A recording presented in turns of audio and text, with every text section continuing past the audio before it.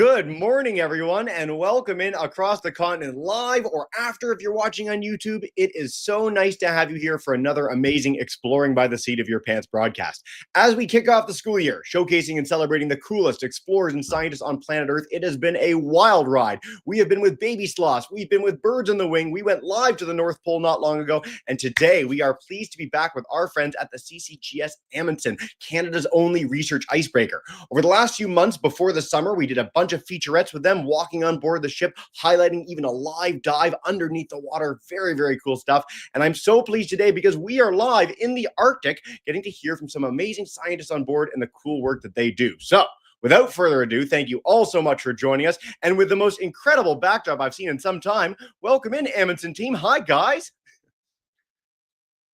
Oh, are we good? Let's see. Hello. Maybe you can hear me. Can you hear me now? Wants to work. Thinking about it. See, we had them live connected. Oh, there we are. Hello. Hello. How are you doing? How are you? Very good. There we are. I think we're better now. Yes. Excellent.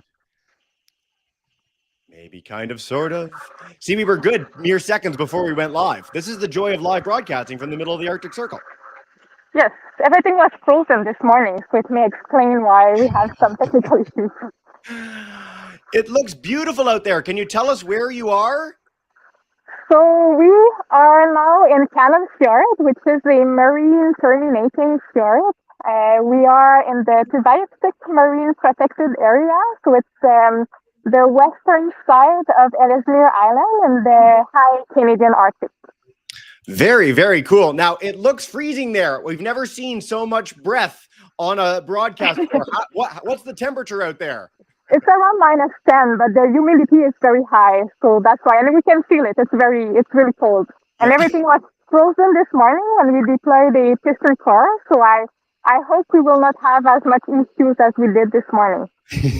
Fingers crossed, and no matter how long we get to go, this is such a special opportunity to be with you. So why are you there? What kind of science are you doing up on Ellesmere Island? So on board the Amundsen, there's a whole team of researchers that are doing different kinds of research. So people are looking at sea ice, people are looking at the water column properties. But I am a paleoceanographer, so I'm interested in collecting sediment records, sediment archives that can be used to understand how the ecosystem here has changed over time, but over millennial time scales. Yeah. So how do you collect those? Are you sending robots to do that? Are you walking on the landscape and taking sediments? Do you process them on the ship? Just tell us everything. We're so excited. So we actually first deploy different kinds of sediment corals. So we do that from the ship, and we'll have an example in a couple of minutes with the box coral. So we will basically retrieve a piece of the ocean seafloor, and then we will insert tubes in them, in the big box core that we will collect. And this will allow us to study the different layers of sediment that have accumulated over time. Most of the work actually on the ship, our work is mainly to collect those tubes, and then we will subsample them back south when we'll be in our labs in the warm. So speaking of the warm, why do you have to go to such a cold place at the furthest reaches of the Earth to collect these samples? Is this the only place in the world that they exist? Are they very special there? Tell us a little more. So sediment actually accumulates almost everywhere. The reason why we are specifically in the Arctic marine protected area is because it's one of the regions where sea ice, multi-year sea ice, is expected to persist the longest in a warming climate. And this region is very challenging to access. It's very remote. There's sea ice for most of the year. Actually, now we're using a very narrow window of time to navigate here and collect samples. And this marine protected area has very rare data still, because not many people have been able to come here and collect samples. Actually, it's the very first time that the Canadian Coast Guard ship Amundsen is coming in the area, so it's pretty special to be able to collect archives here and to understand, for example, how sea ice has changed during the warmer periods of the recent geological past.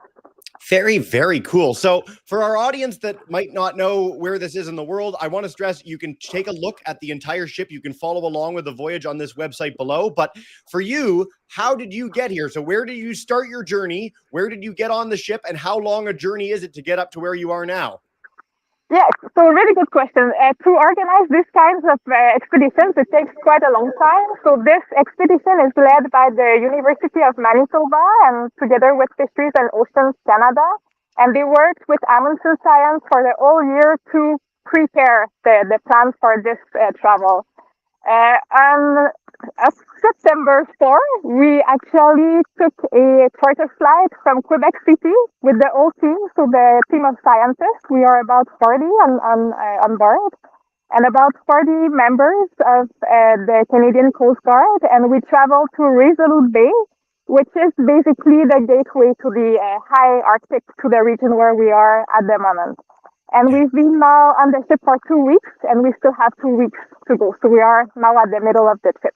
Very, very exciting. I've got to say, when I was a boy, when I thought about epic landscapes and big nature, I thought of Australia, I thought of East Africa, and I grew up in Toronto. And the fact that we've got, the second biggest country in the world with so much land, so much water above us, it's been really exciting seeing kids start to view Canada's wild landscapes as some of the most remote reaches on the planet because, look where you are. It's so special. How many...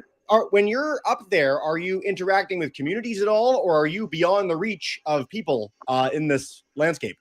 Yeah, so that's a good question. So we are very remote from any communities. The closest ones are Resolute Bay, where we actually arrived and took the helicopter to board the ship. But there's also Grise Fjord, which is the northernmost Inuit community which is still far away from where we are. So here we're far from human activities in general. Yeah. So the question we always get when we're up in the high Arctic is, do you have to worry about polar bears? And what kind of wildlife are you seeing more generally? When you're on the ship, I think you're probably pretty good. But if you go out anywhere, is there any precautions you need to take for the wildlife up there? Yeah, so definitely. I think that on our very first day, we saw at least 4 polar bears. So there's actually a lot, especially down south where we started. Here we haven't seen many wildlife, a lot of wildlife. We saw a seal yesterday and some fox was seen also on land, but we haven't seen many mammals here in the region where we are. Okay, well, I certainly hope you do. I'm certainly, as a biologist by background, any chance to see wildlife is very cool. Is there anywhere you want to take us on board the ship? We've got such a good connection right now, like it's basically perfect. But if we want to go exploring and risk it, I think we should. Okay, so then we could move to the box scorer. We can't because I don't have my hard hat. So maybe I can just rotate here, so you might be able to see that they are preparing the gear to deploy what we call a box scorer, which is one of the best ways we have to collect a piece of the ocean seafloor. In most regions, these kinds of coring devices allow us to collect a pretty good piece of the ocean seafloor where the interface between the water and the sediment is well preserved. But here, because we are near a glacier front, there's a lot of sediment that is brought to the area. So we have a very liquid mud, and it's very difficult actually to get a very undisturbed sample. So you might see when it comes back that we will have probably mud that will overflow the boxcar, which is quite unusual for this kind of sampling.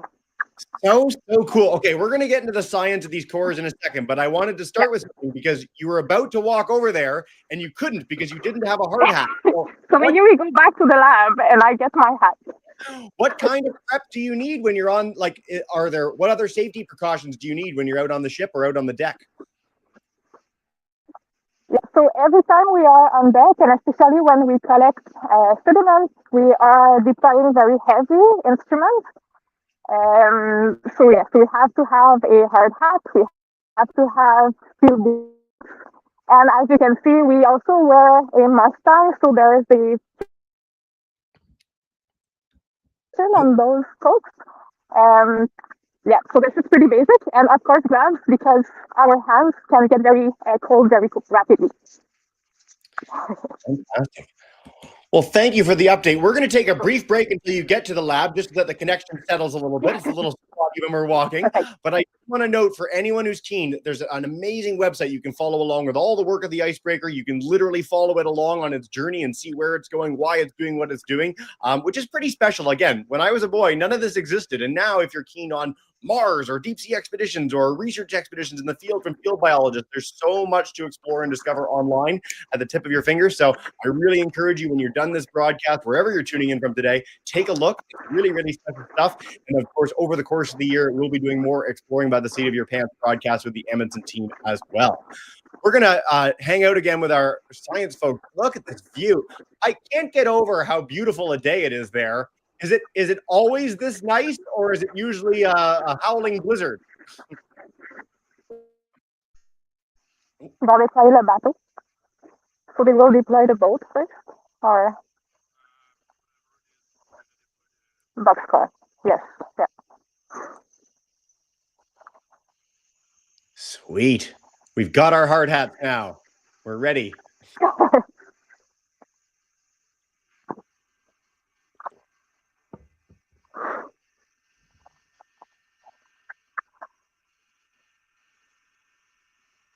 So an important part of the deployment is actually to have a good team, and this is done in collaboration with the Canadian Coast Guard.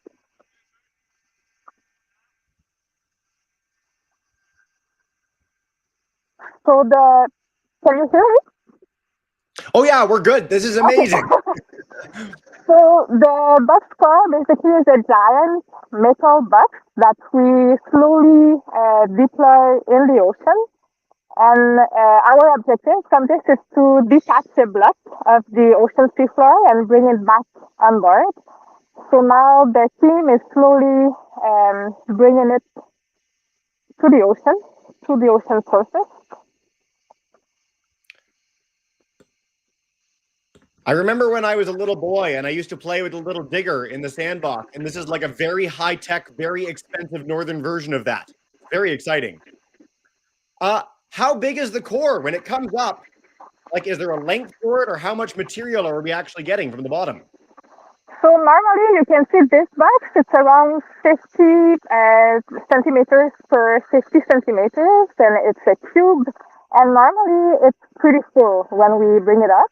And then we will insert tubes in this box, and we will then have sediment cores that will be extracted from them. Yeah. Is there, so, I mean, in part, it's going to be dictated by the water that you're in and everything else, the depth, but is there a rhyme or reason to why you choose specific places to put down the corer? Or is it just generally you're in the middle of the bay, this is going to be a good spot, go from there? No, so that's actually a very good question. So before we deploy any coring device, we actually try to use different sonar-based methods to see if there's a buildup of sediment where we will deploy it.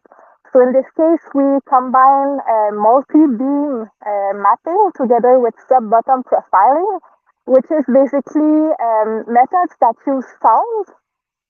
So we send sound pulses, and the different densities of the material will bounce back at different speed. And from this, we can have an idea of the geological features. We can have an idea of the layering of the sediment under the boat. So this is the first step that we did. And actually, last night, we woke up earlier to have a look at those multi-beam and sub-bottom data. So cool. Being a scientist is one of the great jobs in the world. I know I'm very, very biased, but like, how neat is this to get to go to the edges of the planet to do amazing work like this with some really, really cool people in such a beautiful landscape? My goodness. How deep does that winch go? Like, is there a maximum depth you have for that? I have no idea what's the maximum depth, but here it's around 200 meters, which is not actually really deep. So we are as I said, we are very close to the glacier, so we are in a sort of sedimentary basin, but still it's relatively shallow compared to other areas of the ocean. Very cool. So, okay, with the ship, are you going to be taking how many cores over the course of the journey? And are you basically staying in this area, or are you going to be going a little bit of everywhere? No, so we are traveling quite a lot. So we arrived in the Cannon Fjord yesterday afternoon. We were able to do a trip on Zodiac and collect small sediment samples by the glacier front, which was really beautiful. So today we'll collect 2 more cores in this fjord, and tomorrow we start our traveling back south. Basically, so we will go back to the entrance of the fjord and continue our way down the Eureka Sound. Ah, it sounds so romantic and fantastic. I hope you have such a great journey. I want to stress for our YouTube and Facebook audience, you guys can share questions anytime you'd like. It doesn't need to be just me, even though I love asking all these questions. So please do chime in the chat. For people that would want to be on an expedition like this, do you need to be a scientist like you? Like, you're obviously really know what you're doing. Are there other roles for someone who might not have that expertise or interest to get on board an expedition like this? So the team on board is actually really diverse. So there's different kinds of jobs that you can have on the ship. There's technicians, there are crew members, there's a cook, there's engineers, electricians. So really there's a very large range of different tasks that have to be done on the ship. Obviously, it's a Canadian Coast Guard ship, so half of the team is not scientists, but the other half is scientists. And on board, we have also many students actually who can learn how to deploy the instruments and who can actually collect the samples that they will use as part of their projects. I would have loved to have been told about things like this when I was a student. But again, I stress, if you're in school now or university, some of the coolest opportunities on planet Earth are happening right here in Canada. So that is so, so special. Thank you so much. Okay, we've had such good connection out here, so I think we should stay. Is there anything else you want to talk about that we would have seen otherwise in the ship that you can share with us? Let's maybe turn the camera to the glacier. Have you seen it? Oh, we've seen it. It changes my life. I'm living vicariously through you in such a absolutely gobsmacking place. This is so cool. And I'm not sure if you can see it, but there's also ice flowers on the ice that has formed. So these are the tiny white dots that you may be able to see. So these are also really beautiful. So we've seen different kinds of sea ice also as we traveled up here. And this is also part of the beauty of the Arctic. It's pretty special. I will say, it's funny, we did a live for the North Pole not too long ago too. And universally, when we have people that go to the north or southern parts of this planet, they always want to go back. Like, no one goes up and goes, oh, that was cold, I hated it. Everyone, it really draws people in. And I think you can see that just so beautifully in this landscape right now. So thank you so much for this opportunity. This is so fun for me. We've got one of our most common questions ever on board about life on board a ship. What do you eat? Is it hardtack and biscuits like they used to back in the day, or is it a little bit better than that? No, we're very privileged, actually. We eat really, really good food, and we absolutely cannot complain. We have fresh food, we have fresh fruits and vegetables, so we eat actually way too much while we are on the ship.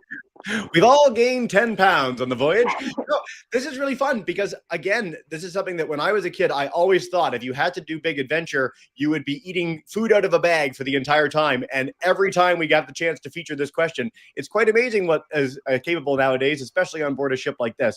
Very, very cool. No dry food for us. All right. Ms. Showell's class wants to know, what is the temperature? You mentioned this already, but if she missed the beginning, and how many people are on board the ship? So at the moment, I think it's around minus 10 degrees Celsius. The water is just below 0 degrees Celsius. So just below the freezing point of fresh water, but since it's salty, the freezing point is a bit lower. And we are around 80 people on board. So half of it is scientists, and the other half is the crew members of the Canadian Coast Guard. Yep. I'm really glad you spent time highlighting some of the jobs on the ship because, again, when I was younger, I always thought you had to be a top scientist, you had to be a PhD to end up on something like this. And again, if you're a cook, an electrician, a photographer, a captain, I mean, there are so many roles for someone who might want to have adventures like this. It's a really, really special thing of getting to do broadcasts like this. So thank you for that deep dive. All right. Camille missed the beginning too. How long are you staying there? Like in the specific bay? You're leaving tomorrow, I understand. And then you've got a couple more weeks of the voyage? Yes, so we arrived in this fjord yesterday and we'll stay until the end of this night. So it's gonna be two full days that we will have spent here. But I must say that while we are on the ship, the operations are 24 hours a day, so there's always something happening. And we optimize actually our time, so we then can move to another region where no sample has been collected yet. So when those kinds of expeditions are planned, you have to balance between the time that you want to spend in one specific region and the larger scale picture that you want to get from the samples that you will collect. Very, very cool. And again, for anyone who might have missed it at the beginning, you can follow along with the ship at this link right here, and you can find out more about all their voyages and everything they do on AmundsenScience.com. There's a lot to explore and discover there. Now, we're not going to keep you outside too long because it is -10, and we don't want your face to freeze off. That would be a terrible end to the broadcast. Is there one thing that I wanted to highlight for our kids? So growing up in Toronto, summer, the evening goes to like 9 o'clock. Winter, the evening goes to 4 o'clock. When is sunset there? You guys are so far north. Do you even have a sunset? Is it perpetual light? No, we actually have a sunset, and I think it's around 2 a.m., something like that. But there's always a little bit of light. So it's never, maybe we have 1 or 2 hours that are completely dark, but yeah, it's very, very short. And then this is a summer voyage up there. Have you ever been on a winter voyage? Can you explain what it would be like if you went in mid-January instead? I have never, but it will be actually impossible to come here in the winter because the sea ice will be much thicker than we have encountered during our trip. So it's simply not possible to come here and do as many different regions as we did for this cruise. But what you could do is to get stuck in the ice and then collect data from this one site and maybe drift with the sea ice. So this is really cool also to do, but I've never done it. Yeah. So for safety's sake, not many ships do that, get stuck in the ice for a long period of time. Back 100 years ago, ships would regularly go to be stuck in the ice for like over a year, which sometimes led to some bad things for their crew. For our icebreaker, we haven't highlighted this yet. How does it, I know this sounds goofy, how does it break through the ice? Is it literally just mow through and it's so powerful and thick that the ice parts way? And how thick, like if it can't go in the winter, how thick is the ice that it can get through? Do you know? So it could come in the winter, but I must say that when we try not to break too much ice, so we try to follow the lead so we don't have to break it. But when we do, it's actually just, and I'm not the captain, so you just take your time and you go slowly and you break the ice, but still there's the sea ice specialist on board, so we try to avoid patches of multi-year sea ice that are thicker. So we try to always stay in the as much as possible first year sea ice to make sure that you can keep the speed. Very, very cool. I've never heard that from anyone before, so I really appreciate that. That's really neat. For a core, if we were to just see this as I'm a total amateur, I see a core, would I know that it was special in some way? Would it look just like a big pile of dirt, or what's our visual cue for what you're looking for? So the visual cue for what we are looking for, and it might not be the case when we will when we will bring it back because of the special conditions in this fjord. But for us, what we are looking for is sediment cores in which we can see layers that have, for example, different colors, or in which the particles have different size.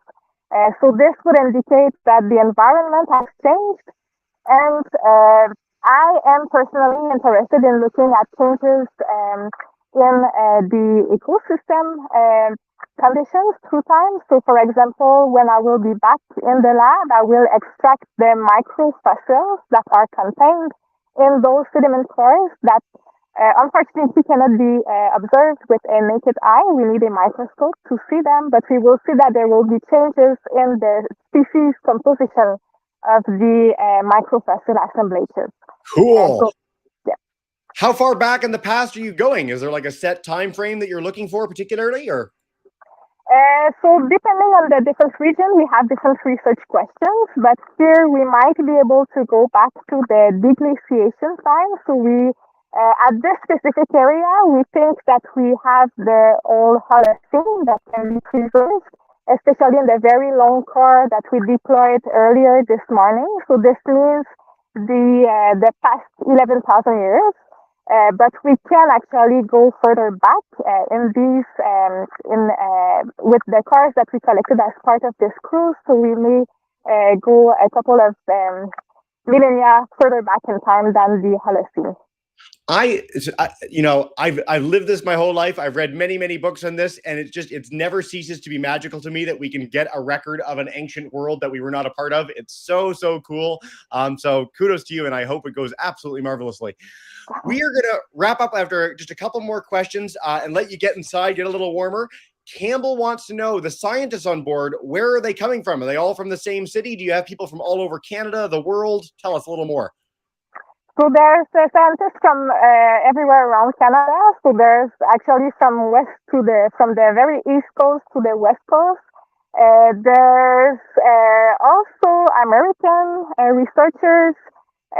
But definitely the majority is from Canada, but from different universities, from the Geological Survey of Canada, from Fisheries and Oceans Canada. So there's people from pretty much everywhere in Canada.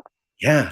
So one of my favorite things about science is that to end up in a situation like you go to school for a very long time, and it seems a little daunting for kids in, say, middle school. But at the end of that, you get to work with the coolest people on planet Earth that share all your interests in places like this. And it's a pretty special thing. So I'm really glad to have this opportunity to chat with you today. Is there any last message you want to leave our kids with about the work you're doing, about the Amundsen, anything before we say farewell? I would say I feel very privileged to be here, and I think that it is accessible to kids in Canada. So if you study in biology and chemistry and physics, in geology and earth sciences, definitely you can have a role on these kinds of ships to research and to look at the impact of climate change, for example, on the ocean ecosystems. No better message than that. Looks like we're getting up our core again. That's very exciting. And I hope we get some fantastic science coming from it in the weeks and months to come. Oh, thank you so much. This is one of the best live streams we've ever had in Canada's North, like the crispest, coolest bunch of questions we've had. So a huge thank you to our audience joining from across Canada and around the world. And we look very forward to encouraging our class. Everyone to register for today, take a look, check out AmundsenScience.com. There's so much to explore and discover there. And we'll say farewell from there. Thank you so much, everybody. Thanks a lot. Have a wonderful day. Bye for now, guys. See y'all.